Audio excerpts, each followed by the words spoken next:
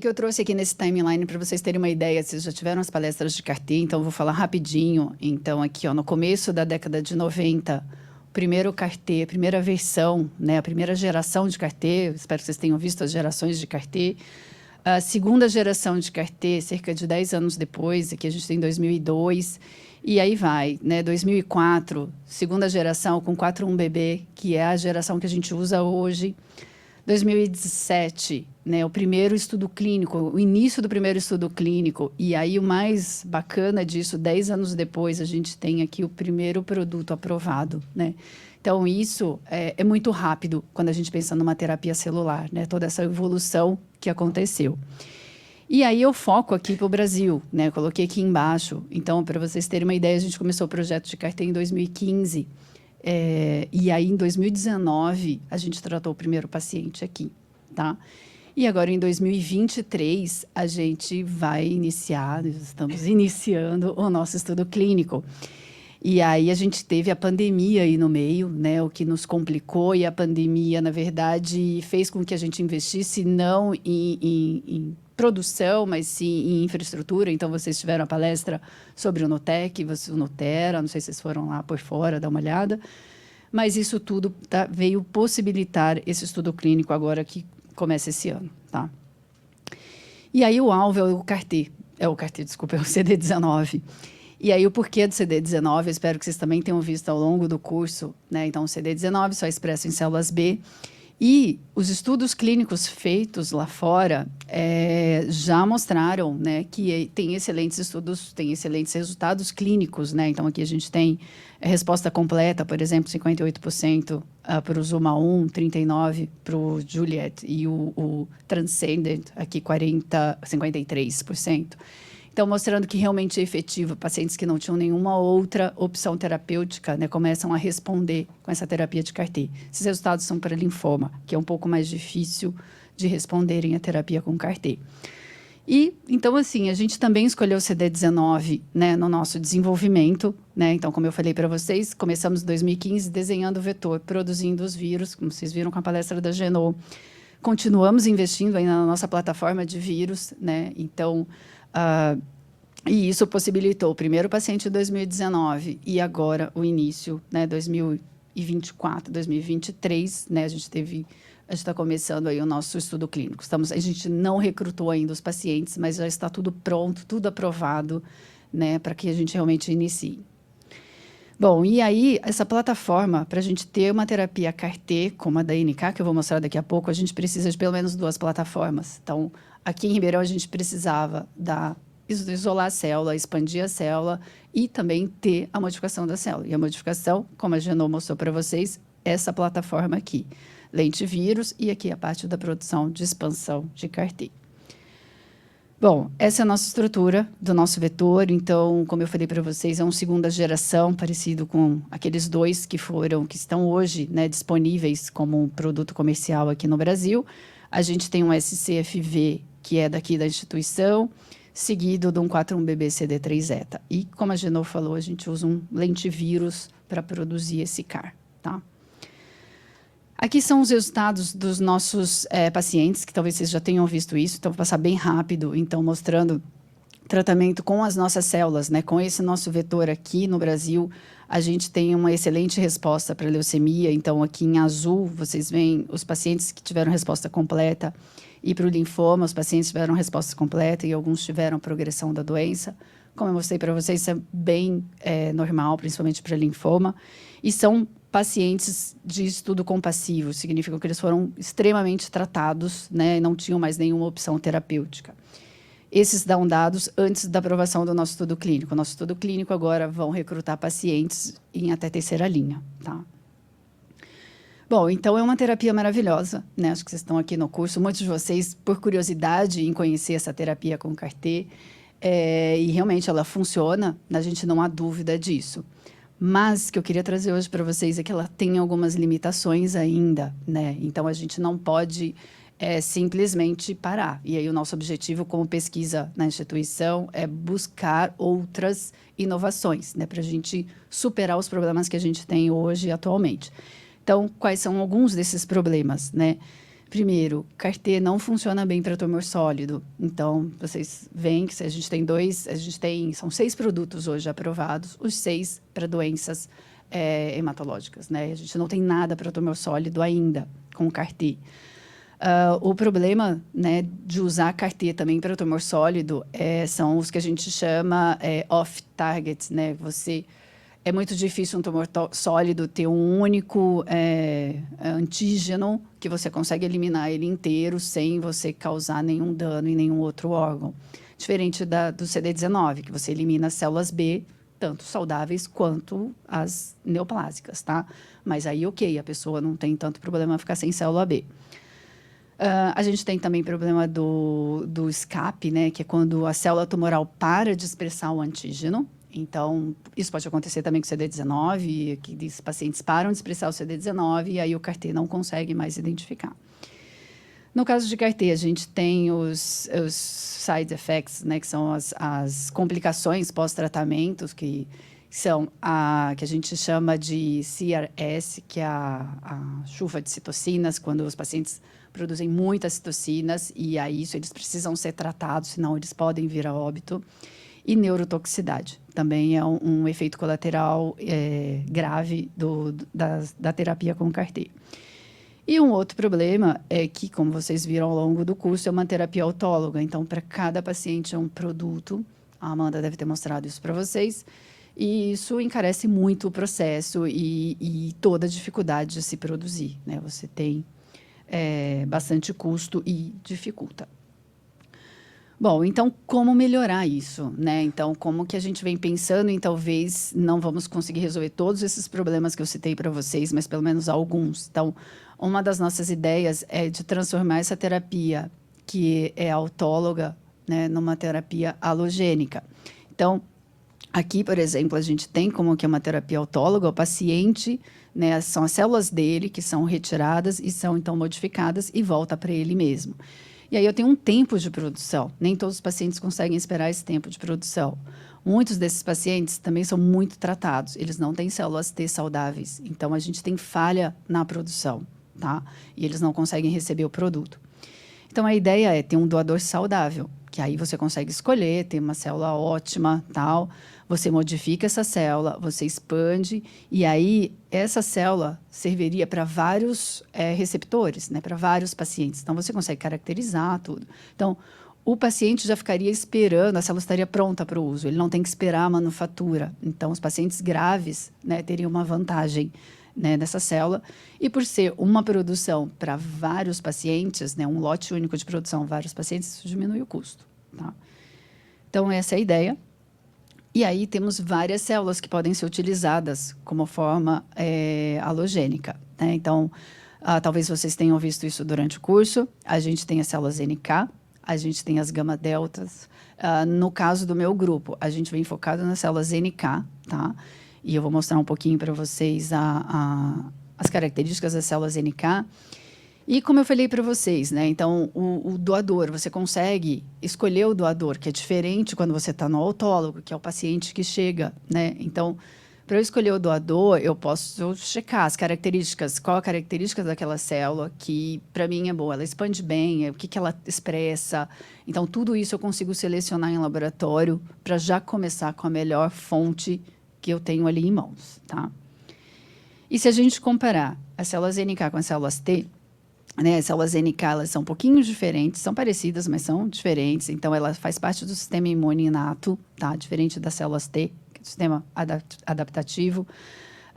A gente pode usar ela de forma alogênica, ela não causa aquela doença do enxerto contra o hospedeiro, tá? Já tem estudos clínicos fase 2 andando e que nenhum caso foi encontrado.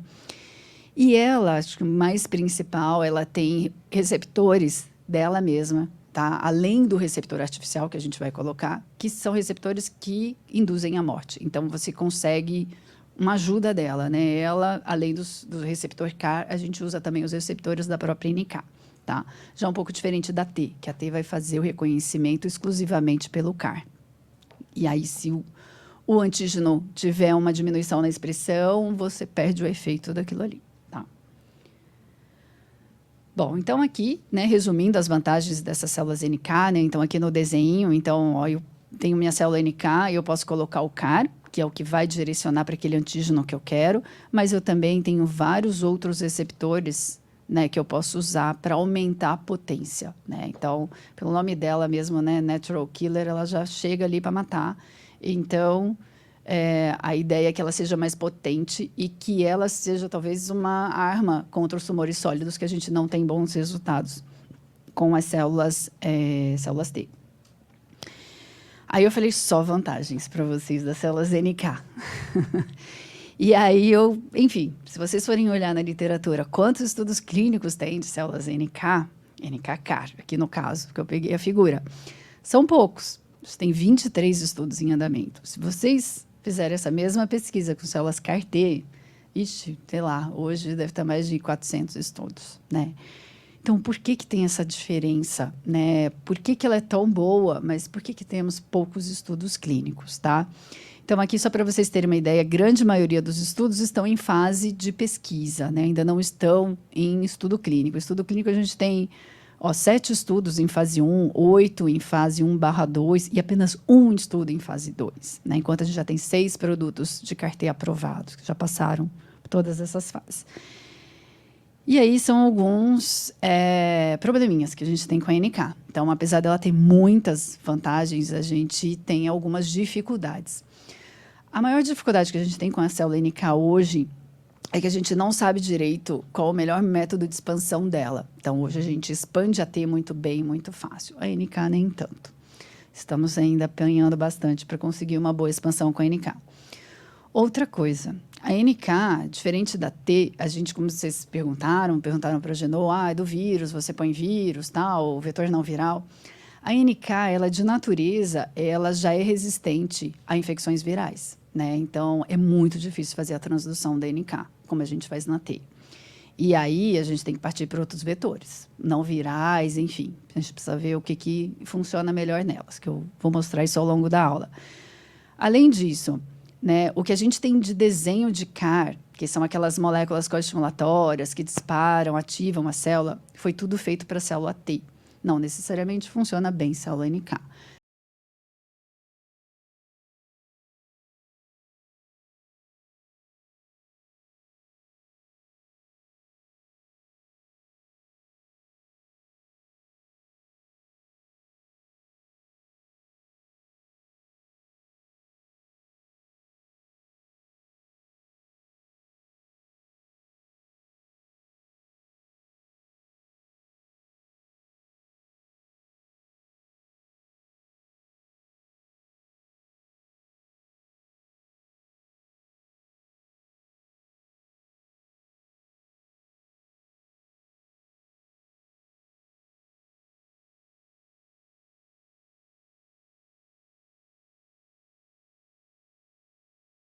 Com essas moléculas, a gente começou a colocar moléculas coestimulatórias de proteínas que são altamente ativas em células NK.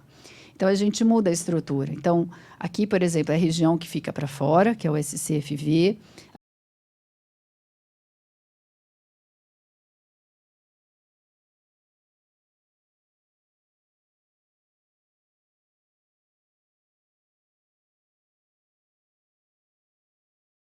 Fica para dentro. Então, assim, não é tão trivial, mas dá para ir mudando essas moléculas. E aí a gente valida depois no laboratório. Então, esse é o projeto de doutorado do Matheus. Então, o Matheus, ele, vocês devem ter conhecido, os que estão fazendo lá na Biotech, provavelmente já encontraram ele na prática. O que ele faz é, então, avaliar essas diferentes construções. Então, a gente tem a CAR-NK, né? A gente faz o co-cultivo dela. Cada CAR-NK tem a sua construção, né? Que ele desenhou lá. Tem aquelas que eu mostrei para vocês. Faz o co-cultivo com a célula B e a gente avalia, né, o potencial de lyse dessas CARs-NKs em eliminar essas células B, né? Então, aqui são gráficos mostrando, cada cor dessa é uma construção que ele tem. Então, aqui são alvos diferentes e a gente vê também o potencial dessas células em secretar, por exemplo, interferon e TNF. Então, aqui são as construções, em comparação à construção padrão. A gente sempre usa a construção CAR padrão, que está na clínica, como padrão, tá? como um basal, e a gente tenta achar outras construções melhores para NK. Além disso, a gente também tem um projeto, outros projetos, né, que a gente tenta melhorar esse vetor CAR. Então, eu falei para vocês, as NKs não são fáceis de expandir in vitro. Então, a gente tem um projeto, na verdade, da Renata. A Renata já finalizou, esse foi o projeto dela de doutorado. A Renata agora trabalha lá no Notera. E o que a gente fez foi não usar um CAR de segunda geração, e sim usar um CAR de quarta geração, que é o que a gente chama de truck. A gente usa o CAR segunda geração mais a expressão de uma citocina. E aí o que a Renata fez, ela usou a IL-15, que é muito comum, tem na literatura, tem inclusive trabalhos clínicos. E o que a gente fez foi desenhar um outro vetor aqui em Ribeirão, que era com a IL-15 junto com o seu receptor, que é o IL-15, que a gente chama R-alfa. E aí a gente comparou, se colocando essa fusão, então uma proteína fusionada, e comparamos com o que está na literatura, que é só IL-15, né? E aí o que a gente viu, os dados bem interessantes da Renata, é que essas células agora conseguem crescer sem IL-2. Então, uma das citocinas que a gente usa tanto na cultura de T quanto NK é IL-2. Então, a nossa NK, né, essa NK que a Renata gerou, ela já consegue crescer sem IL-2, porque ela tem a expressão da IL-15 e IL-15RA no vetor, tá? Além disso, ela avaliou a citotoxicidade in vitro, então a gente consegue ver que a IL-15 e a IL-15RA tem uma citotoxicidade maior. In vivo também, né? Então ela é a única construção que conseguiu bloquear o tumor, né? Conseguiu fazer com que o tumor não expandisse in vivo. E para quem tiver mais detalhes, os dados delas estão publicados, então vocês podem acessar isso com calma, tá?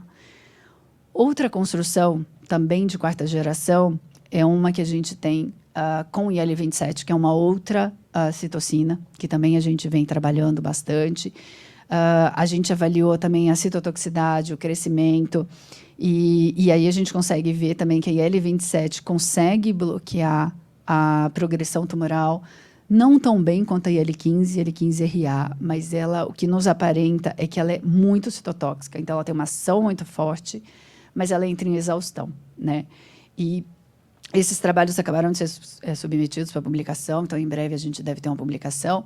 Mas o que é interessante? Por que a gente vem testando essas construções diferentes? Porque a gente acredita que no futuro, principalmente tumores sólidos ou, por exemplo, os linfomas, né, que voltam depois de uma terapia com CAR-T, que a gente vai precisar de uma terapia combinada. Então, a utilização de células NK muito potentes, a gente precisa. Então, a com IL-27, ela é extremamente citotóxica, mas a gente precisaria de uma outra célula, talvez a IL-15RA depois, como uma segunda resposta, ou até mesmo uma CAR-T, né, para ter resposta de memória. Então, por isso que a gente vem desenvolvendo essas construções diferentes. Outro trick que a gente vem, que aqui já tem um intuito um pouco diferente, que é o trabalho da Daiane, que é o seguinte, é também um CD19, mas que ele expressa GITRL.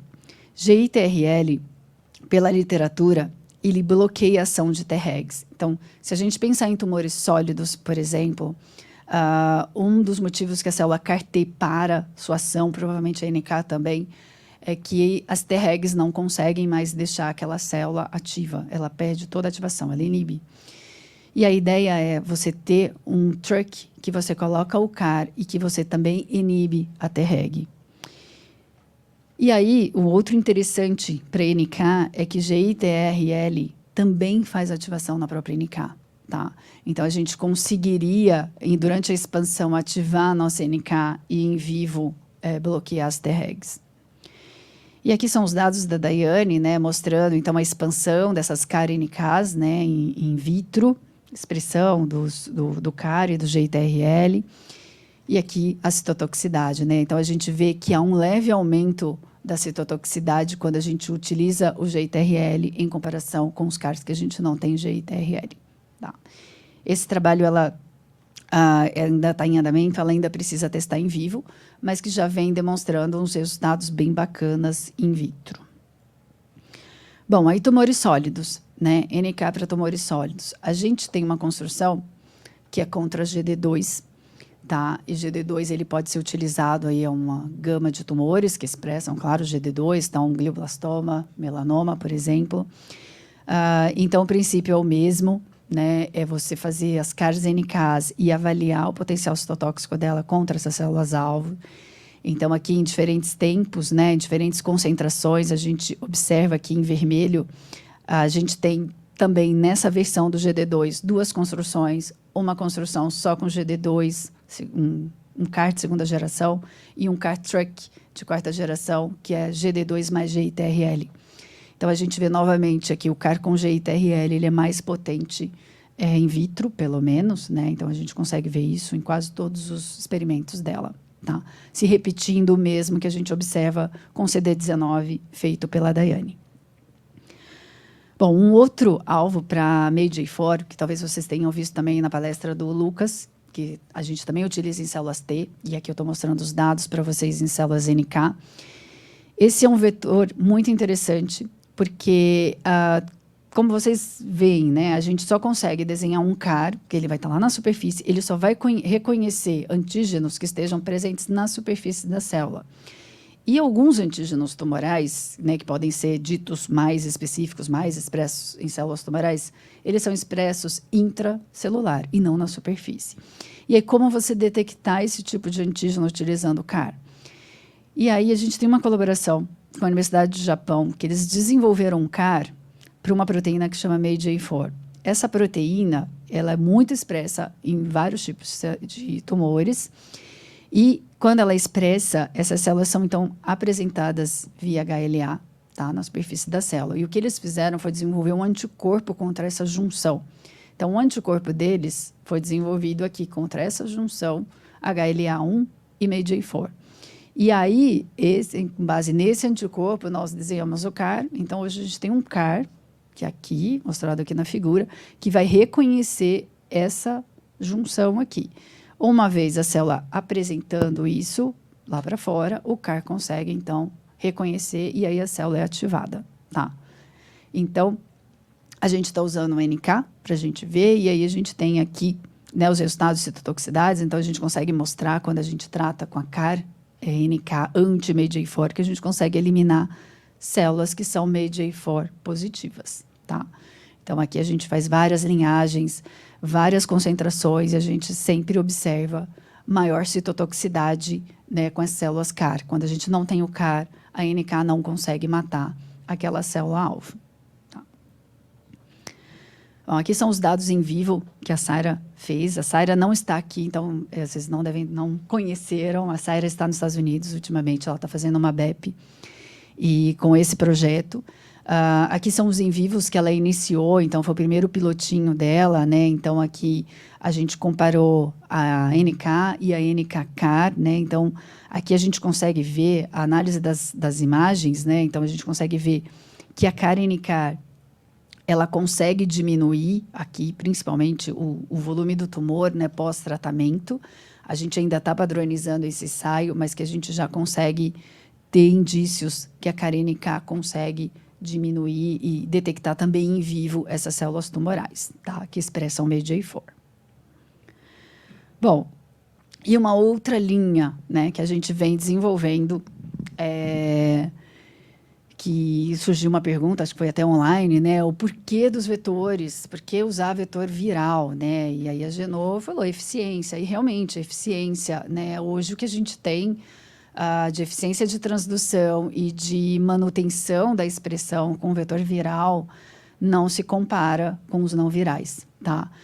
Mas, se vocês estiverem atentos às notícias, eu não sei quantos de vocês leem o jornal, acompanham o jornal relacionado a essa terapia de CAR-T, mas, recentemente, vários casos apareceram, e o FDA reportou isso, se eu não me engano, foram 16, não lembro agora, de que o lentivírus se integrou em locais indevidos, vamos dizer assim, em locais que ativaram oncogênesis nos pacientes. E os pacientes desenvolveram leucemia de célula T. Tá? Acho que foram uns 16 pacientes, eu acho. Então, novamente, acendeu aí um alerta vermelho do perigo, ok, esse vírus pode causar uma mutação excepcional? Pode. Né? Qualquer vírus, qualquer um, porque ele está se inserindo, a gente não controla o local de integração, tá? Então, frente a isso, esse é um dos motivos mais recentes Segundo motivo, que não tão recente, que a gente vem lutando isso, né, Genô, que é diminuir o custo da produção do LV. Genô não falou isso, mas é o maior gasto que a gente tem hoje no Hemocentro. É a manutenção da planta de LV, né? Então, é muito dinheiro, né? A produção, então, todas essas etapas que ela mostrou, produção numa escala maior e toda o downstream, né? Purificação desse vírus e todo o controle de qualidade, né? Que esse vírus precisa passar para, então, ser utilizado na clínica. Então, vai muito dinheiro. Então, a gente, em paralelo, ainda muitos tímidos, a gente vem também trabalhando com os vetores não virais. E aí, o que temos no laboratório que estamos testando no momento? Temos epissomos, nanovectors, RNA mensageiros e vamos iniciar RNA mensageiro autorreplicante e RNA circular, que eu nem coloquei aqui, mas que a gente começou a desenhar também essa semana. Então, epissomo, e aí a gente vai falar, mas o não viral, ele não dura muito, realmente ele não dura. Então, o que a gente desenhou no epissomo, que aqui não está muito claro, eu também não tenho muito tempo para explicar, mas enfim, a gente colocou uma região para que ele se autorreplique sozinho, independente da célula. Porque se fosse um plasmídio comum, cada vez que a célula se divide, eu perco esse plasmídio. Então, eu preciso colocar uma região de autorreplicação. E aí a gente vem testando esse vetor. O nanovector nada mais é que o nosso epissomal, só que a gente tira o backbone bacteriano. Por que a gente faz isso? Porque os nossos testes iniciais, que eu mostro aqui para vocês, já mostram que esses vetores são tóxicos. Então, por exemplo, né, alguém perguntou como que você faz, né, para modificar. Quando eu uso um vírus, o vírus usa os receptores da própria célula, ele vai lá, reconhece o receptor e ele injeta aquele material genético. Então, é muito fácil, que é a transdução. Na transfecção, eu preciso de uma ajuda. DNA negativo, membrana negativa, esse DNA não vai entrar na célula. Então, eu preciso forçar essa integração. E aí, eu uso um eletroporador. Hoje, tem alguns outros equipamentos que estão em teste, e tem, né, nanopartículas, né, que para células em suspensão ainda está difícil. Mas o que temos hoje para célula T e célula NK, vamos dizer, no momento, eletroporador. E aí, a gente adquiriu um eletroporador novo agora para ter uma escala maior, que é esse MaxSite aqui.